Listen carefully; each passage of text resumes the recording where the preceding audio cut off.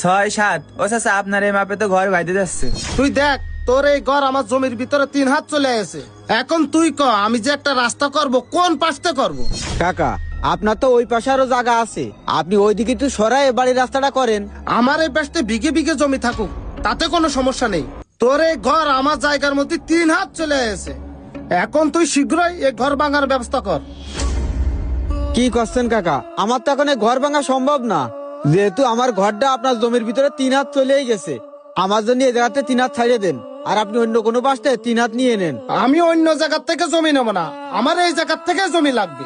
তুই তোর ঘর ভাঙে আমার জায়গা ফাঁকা কর। কাকা, এসব আপনি কি করছেন? আপনার 3 হাত জায়গার জন্য আমি আমার এত টাকার ঘরটা ভেঙে ফেলবো? কাকা, আপনি তো জানেন কত কষ্ট করে আমি এই বাড়িটা করলাম, আর এখন আমার এই বাড়িটা ভাঙা কি সম্ভব? ও কাকা, আমার কিন্তু মেলা বড় ক্ষতি হয়ে যাবে।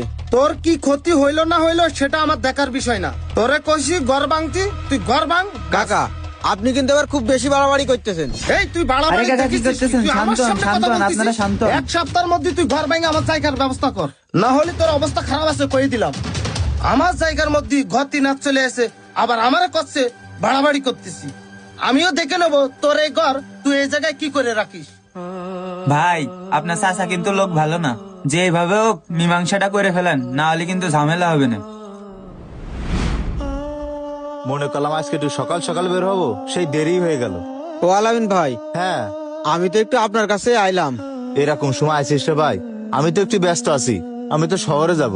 ও ভাই, আপনি ব্যস্ত সেটা বুঝতে পারিছি, আমি আপনার কাছে একটু বিপদে পড়ে আইছি। কি বিপদ আর কি হয়েছে? আমি তো একটা বাড়ি করেছি, আপনি জানেন। আমার ওই বাড়িটা করার সময় মাফে মানা একটু ভুল ছিল, আমিনি ভুল করেছে। আমার ওই বাড়ি আমার চাচার জমির ভিতরে 3 হাত চলে গেছে। এখন আমার